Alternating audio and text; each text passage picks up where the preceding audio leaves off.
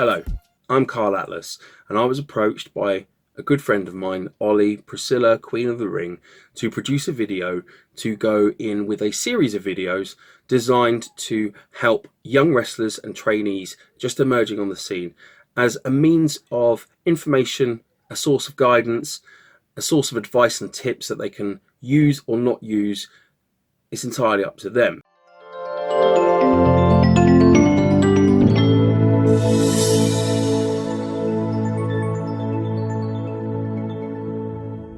A little bit of background about myself. Been a wrestler for a number of years, mostly on the British independent scene and mostly in the South. In my career outside of wrestling, I've been in the education sector most of my adult life. However, I had a background in media and English in particular that I was particularly interested in. And what I'm going to talk about is narrative theory, the theory of stories, if you like, and how it applies to pro wrestling psychology. This is a topic that I'm really interested in and that I did a lot of studying very early on. I'm going to focus on one or maybe two theorists that I think apply to ring psychology and how to tell a story within a wrestling match. I fully encourage everyone, if you are interested in this, I'm going to give you a whistle-stop tour. It's going to be quick, it's going to be short and sweet. I don't want to bore you, I want to keep your interest. However, please, if you are interested in by what I've told you, go out and do some research for yourself. There's so many books out there on narrative theory that will open your eyes to how to tell a good story. And if you are clever enough, you can then transition that into your repertoire when you're putting together your matches. So without further ado, we're going to dive into this, and we're going to dive into narrative theory and its application to pro wrestling psychology. Wrestling psychology, in its purest form, is the art of eliciting the desired emotional response from an audience via the medium of a story told through a performer's actions. In other words, wrestling matches usually feature a narrative or a story that takes the audience on a journey with an emotional payoff. This narrative is told through moves, selling, showing out, and everything else at a performer's disposal. I've long believed that performers stand a better chance of being effective storytellers if they understand the way that stories are constructed. Joseph Campbell wrote a book, he wrote many books, but he wrote a book called The Hero with a Thousand Faces. In it, he builds on the ideas of other theorists, and he gathered hero stories from all around the world and looked for common features. He was basically trying to break down all the folklore, all the folk tales, all the myths, all the stories, to see if he could notice a formula. He poses the idea of the monomyth. Mono meaning one and myth meaning story. The idea that there is one common story and a formula that can be found in almost all stories. This has been called the hero's journey. Campbell's formula poses that there are 17 steps across 3 acts. The hero starts off, and this is called establishing the equilibrium, starts off in his normal day-to-day life. He gets a call to adventure. It's an invitation to something that will take him out of his normal status quo.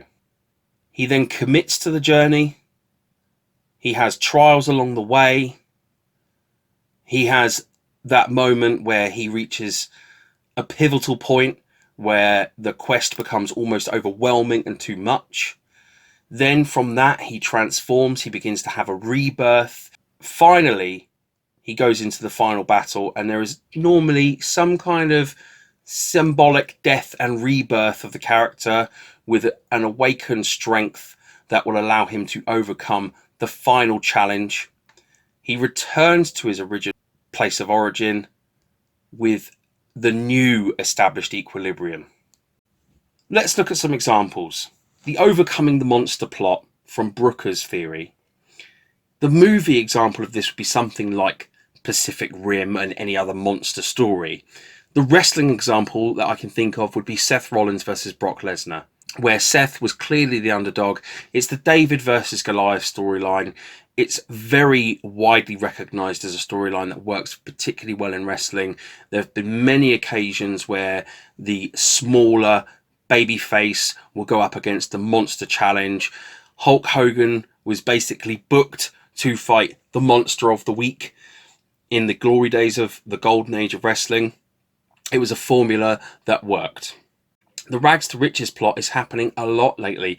The classic example is Star Wars. You know, a farm boy gets called into the resistance and becomes a hero and a Jedi and receives a wealth, maybe not even a financial wealth, but a wealth of knowledge from his journey.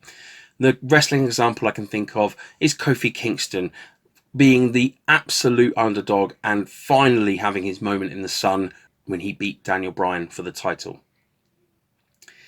The generic quest, I think about Indiana Jones. I think about Daniel Bryan's yes movement leading to his title match, having to face Triple H at WrestleMania to earn his spot in the triple threat match. He has two moments, two battles that he must overcome in order to reach his full potential. There's been lots of other examples, particularly, the classic one, Austin versus McMahon, is very much the rebellion against the one. It's a Robin Hood story. It's the hero that robs from the rich and gives to the poor. Austin was very much Robin Hood. So to break this down into 3 acts, to make it even easier to understand, Act 1 establishes the equilibrium, that establishes the norm. It introduces your characters, introduces the villain and the hero, and a sense of normality is formed for the audience so that when the change comes, they notice it. Act 1 of a wrestling match will introduce the characters through their entrances, establishes the expected or desired story, and this usually equates to a face shine that gives the fans a reason to believe in our hero. Act 2 disrupts the equilibrium. The norm is disrupted somehow, usually in a dramatic or devastating fashion. The antagonist will do something to disrupt the protagonist's life. In a wrestling match, this comes in the form of a cut-off. The villain will capitalize on a situation, or will cheat, or will use something at their disposal to stop the hero's momentum in a dramatic way. And the hero will now need to struggle to fight back from that. Act 3 is the resolution and construction of a new equilibrium. The conflict is resolved and some form of new norm is formed. The protagonist defeats the antagonist and returns to his new life. Act 3 of a wrestling match resolves the conflict and establishes the new norm. This usually occurs in the form of a babyface comeback and the finishing segment. Obviously, in wrestling, we know that it can end in either a babyface or a heel win, which 9 times out of 10, if the heel has won, that is because this is only one step in the story of a larger story that is going to take place, where eventually the babyface will have their retribution. So the best example of this that I've ever heard explained to me was from the Rocky series, in particularly Rocky 3. Even though it's not wrestling and it's not real, Rocky is a great example of wrestling psychology, where the fight is back and forth and the outcome is in question, even if you are sure you knew who would win. The best matches will keep you guessing, even if you're sure what the outcome will be. The best example of this is Undertaker versus Shawn Michaels at WrestleMania 25. At this point, the streak is intact. We don't think that Shawn Michaels is going to be the one to end it. However, some of those false finishes towards the end of that match genuinely have you second guessing. So in Rocky 3, we start with Rocky on top of the world. He's beating challenger after challenger. Then comes in a new challenger, Clubber Lang. He takes him off his game by insulting his wife and his manhood. And this forces Rocky into a fight that he was not prepared for. This is going to take him out of his established norm. In the fight, Rocky gives it his best, but Clubber Lang gains the upper hand and beats him down. This is very much like a cut-off and a workover portion of the match, and this only continues with Clubber Lang reigning as champion and Rocky slipping into depression. Until Apollo steps in and starts to train Rocky, and we get a classic montage to give us, the audience, the feeling of hope, like a hope spot in a match.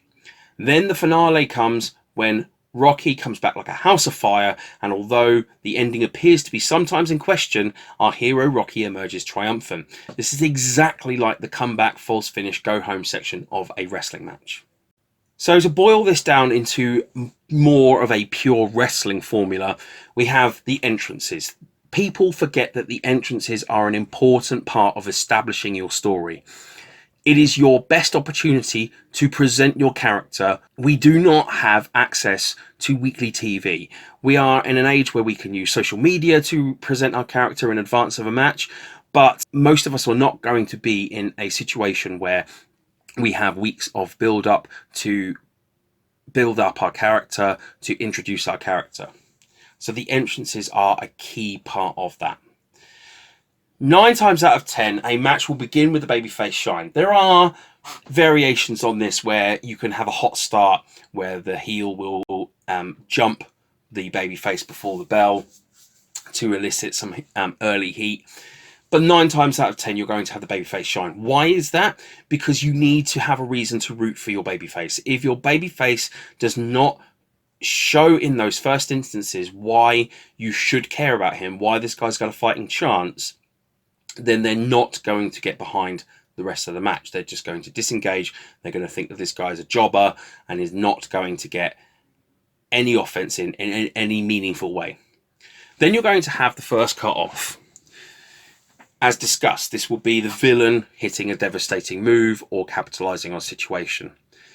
Now, in the story version, in Joseph Campbell's story, he talks about seeking aid from a wise character. In the Rocky example, we had Apollo Creed. In a wrestling match, if it's just a one-on-one, seeking aid can be as simple as looking out to the audience, making the audience the extra participant in this match, asking them for help, making eye contact with someone, reaching out to someone and just looking at them and saying, help me. They are going to begin to cheer and clap, and we've seen it so many times in wrestling where the audience's response to the babyface helps that babyface make a comeback. You're then going to have the first comeback. This is sometimes represented as a hope spot. We just need to let the audience know that although our hero is in a compromised position at the moment, he is on the back foot, he is being dominated, he's not out of the game just yet. We need to show the audience that there's still a life in this guy and there's still a chance that he could come back. Otherwise, again, the story becomes unbelievable.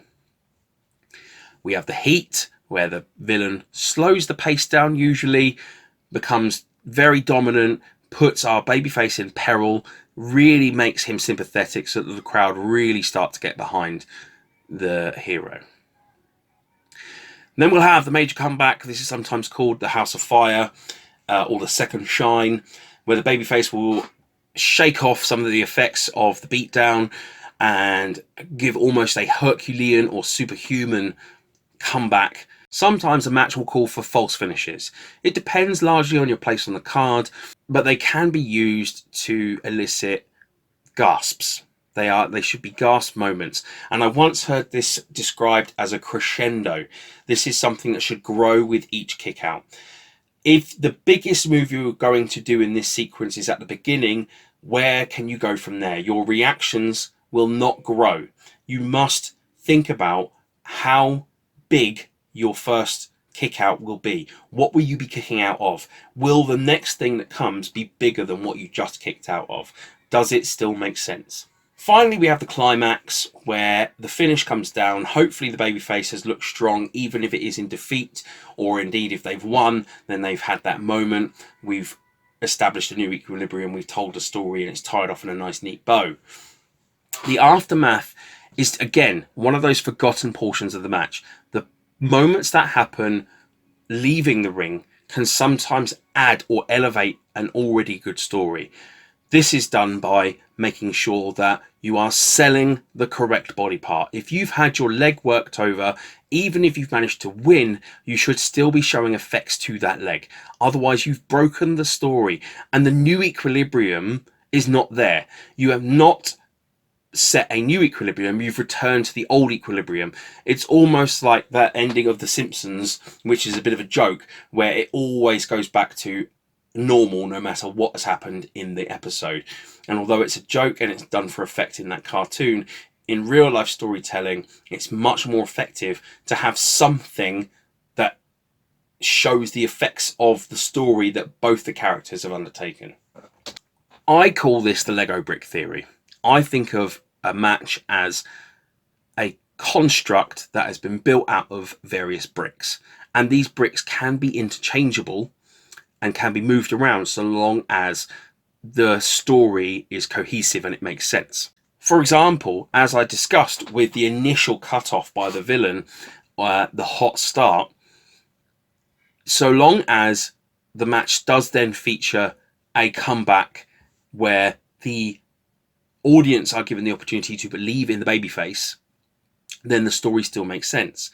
You can start to really play with the placement of these bricks, if you like, once you fully understand the formula for how to tell a simple story. So there you have it. There's my overview of narrative theory and its application to pro wrestling. Go out there, research the hero's journey, all the different elements, all the different Lego bricks that you can then put together into your own matches. Take on board what you want, discard what you don't like, but do the research, do the reading. There are so many wrestlers who have made it that take influences from pop culture, from books, from films, and everything else in between. The most obvious example I can think of is The Undertaker, that classic moment of him rising where he sits up after taking a big cut-off move. That is lifted directly from the Halloween films. He watched the Halloween films and he thought, that's something that I want to use. Thanks for studying with me today. I have been Carl Atlas. Don't forget to subscribe for regular content so that you can continue to study the theory of wrestling.